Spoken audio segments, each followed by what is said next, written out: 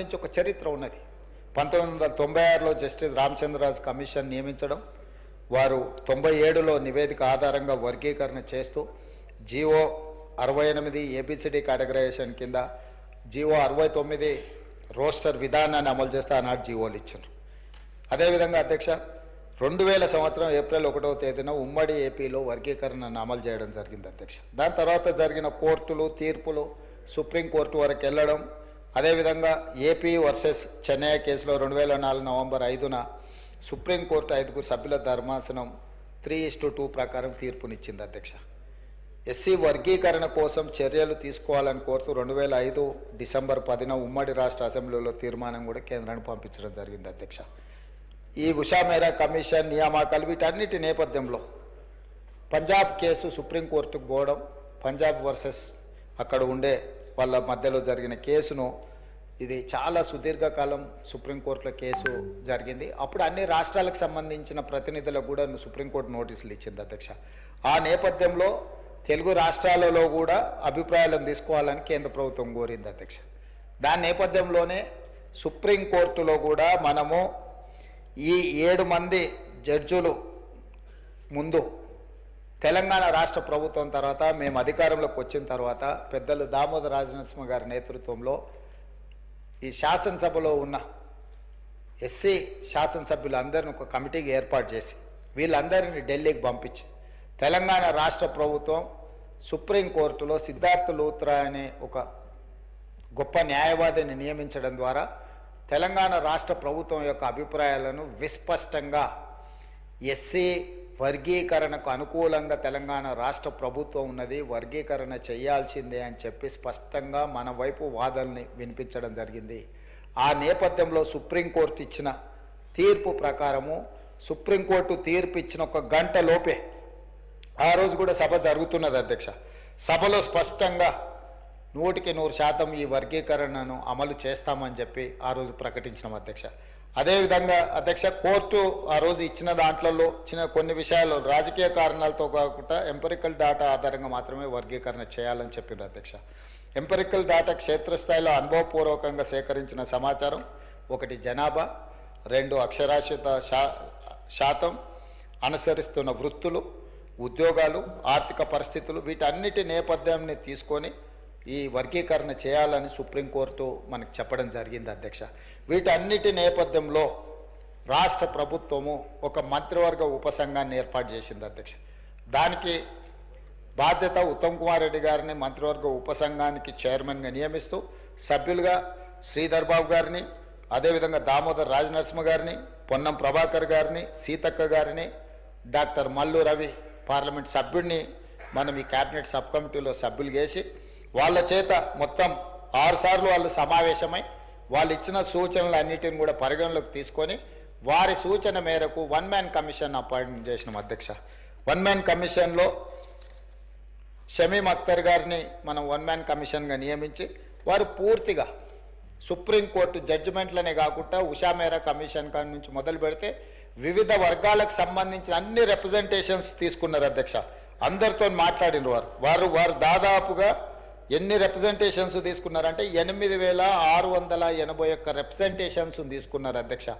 జిల్లాలలో పర్యటన చేయడం కానీ వారి దగ్గరకు వచ్చి వివరాలు అందించిన వాళ్ళ యొక్క అభిప్రాయాలు అన్నిటినీ వారు తీసుకొని స్పష్టంగా వారు ఒక పూర్తి స్థాయి ఎక్సర్సైజ్ చేసి చాలా పారదర్శకంగా, ఎందుకంటే ఏ ఒక్కరికి కూడా ఇందులో అన్యాయం జరగకూడదు, ఈ కమిషన్ ఇచ్చే నివేదిక పట్ల ఎవరికి అనుమానాలు ఉండకూడదు అని ఒక ప్రత్యేకమైన కార్యాచరణ తీసుకొని అందరి అభిప్రాయాలు విని వారు ఒక స్పష్టమైన నివేదికను సూచనను తెలంగాణ రాష్ట్ర ప్రభుత్వానికి ఇవ్వడం జరిగింది అధ్యక్ష.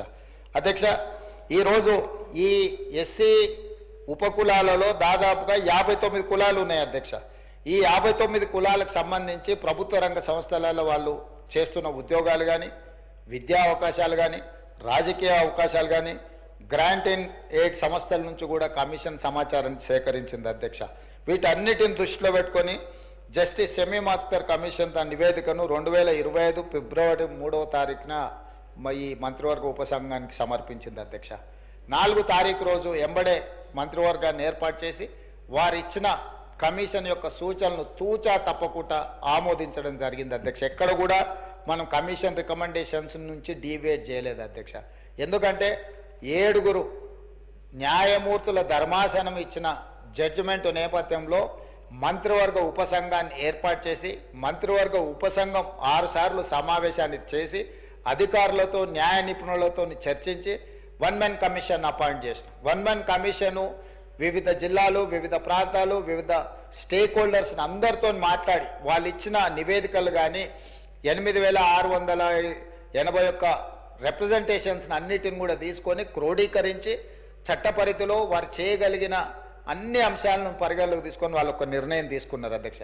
దాని ప్రకారం 59 ఎస్సీ కులాలను 3 గ్రూపులుగా విభజించడం జరిగింది అధ్యక్ష. గ్రూప్ 1 కింద 15 ఉపకులాలను తీసుకొని వాళ్ళకు 1% సామాజికంగా, విద్యాపరంగా, ఆర్థికంగా పూర్తిగా వెనుకబడిన వర్గాలను గ్రూప్ 1 కింద తీసుకున్నాడు అధ్యక్ష. 1% రిజర్వేషన్ వాళ్ళకి ఇవ్వడం జరిగింది అధ్యక్ష. అదేవిధంగా గ్రూప్ 2 మధ్యస్థంగా లబ్ధి పొందిన ఎస్సీ కులాలు, మోడరేట్ బెనిఫిషియర్స్, వాళ్ళను 18 కులాలు ఉన్నాయి అధ్యక్ష. అందులో 9% రిజర్వేషన్లు వాళ్ళకు ఇచ్చిండ్రు అధ్యక్ష. అదేవిధంగా గ్రూప్ 3 అధ్యక్ష గణనీయంగా లబ్ధి పొందిన అంటే కొంచెం సిగ్నిఫికెంట్గా బెనిఫిట్ పొందిన వర్గాలు 26 కులాలు ఉన్నాయి అధ్యక్ష. వాళ్ళకు 5% రిజర్వేషన్.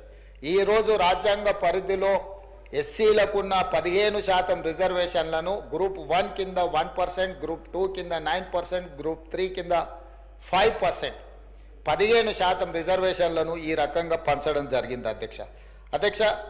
ఈరోజు ఎడ్యుకేషన్లో కావచ్చు, ఎంప్లాయ్మెంట్లో కావచ్చు, పొలిటికల్ రిజర్వేషన్స్ కావచ్చు, ఆల్ అదర్ రిజర్వేషన్స్ అన్నిటిని కూడా పరిగణలోకి తీసుకొని ఈరోజు ఈ ప్రభుత్వము ఈ నివేదికను తీసుకొని వచ్చి మీ ముందు పెట్టడం జరిగింది అధ్యక్ష. అందుకే అధ్యక్ష ఈరోజు ఈ చారిత్రాత్మకమైన సందర్భంలో ఒక మంచి నిర్ణయం మనం తీసుకున్నప్పుడు ప్రతిపక్షాలన్నీ కూడా ముందుకు వచ్చినాయి. ఈరోజు కృష్ణమాదిగతో మొదలు పెడితే చాలామంది 30-35 సంవత్సరాలలో ఈ ఉద్యమంలో చాలామంది పాల్గొన్నారు అధ్యక్ష. ఈ ఉద్యమంలో కూడా చనిపోయినారు. ఇంతకుముందు పెద్దలు దామోదర రాజనరసింహ గారు చనిపోయిన కుటుంబాల గురించి ఆలోచన చేయాలి అని వారు అన్నారు. ఎస్, తెలంగాణ ఉద్యమంలో చనిపోయిన వాళ్ళను లేదా మాదిగ ఉపకులాల వర్గీకరణకు సంబంధించి ఉద్యమంలో ప్రమాదవశాత్తు చనిపోయిన వాళ్ళని ఆదుకునే అవసరము, బాధ్యత ఈ ప్రభుత్వానికి ఉన్నది. నేను తమరి ద్వారా వారికి నేను మాట ఇస్తున్నా, రేపు ఇందిరమ్మ ఇండ్లు ఇచ్చే దాంట్లో ఈ కుటుంబాలకు ఖచ్చితంగా మొదటి ప్రాధాన్యత కింద ఇందిరమ్మ ఇండ్లు ఇవ్వాలి ఆ కుటుంబాలకు. ఎందుకంటే పిల్లలు చనిపోయింటారు, తల్లిదండ్రుల పరిస్థితి ఏ విధంగా ఉందో తెలియదు, కుటుంబ సభ్యుల పరిస్థితి ఏ విధంగా ఉందో మనకు తెలియదు. కాబట్టి వాళ్ళకు ఖచ్చితంగా ఇందిరమ్మ ఇండ్లలో మొదటి ప్రాధాన్యత కింద మనం వాళ్ళను ఆ కుటుంబాలను ఆదుకోవడానికి ఇల్లు ఇవ్వాలి అధ్యక్ష.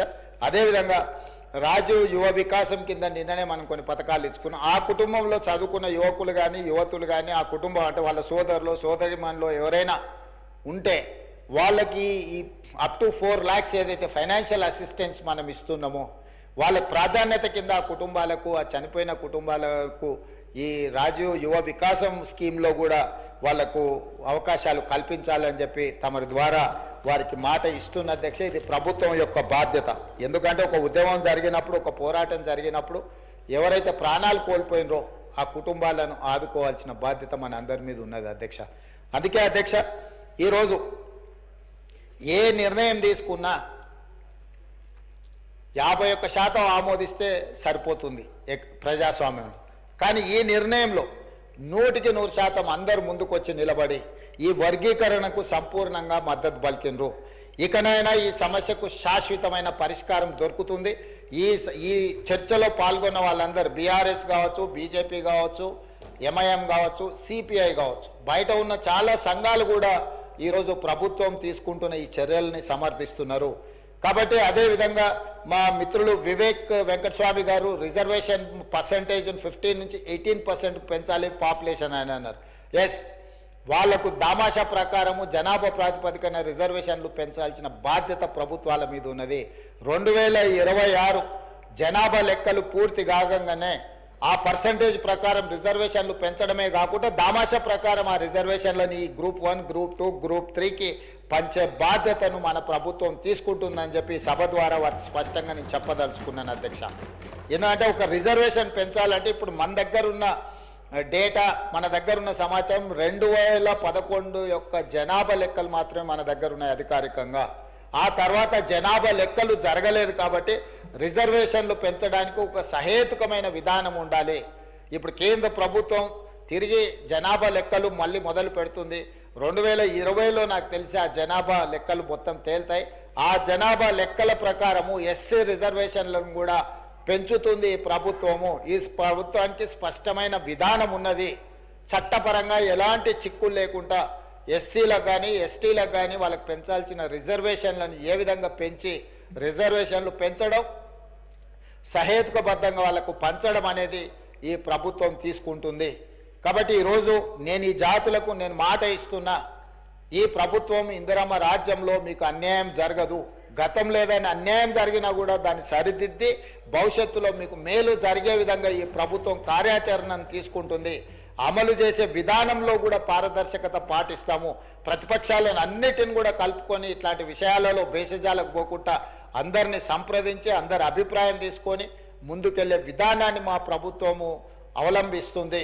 ఈరోజు సహకరించిన ప్రతిపక్షాలకు అందరికీ, సభలో చర్చలో పాల్గొన్న సభ్యులందరిని కూడా మరొక్కసారి మనస్ఫూర్తిగా అభినందిస్తూ ఈ బిల్లును ఏకగ్రీవంగా ఆమోదించినందుకు తమరికి సభ్యులందరికీ కూడా మనస్ఫూర్తిగా కృతజ్ఞతలు తెలియజేస్తూ సెలవు తీసుకుంటున్నాను అధ్యక్ష.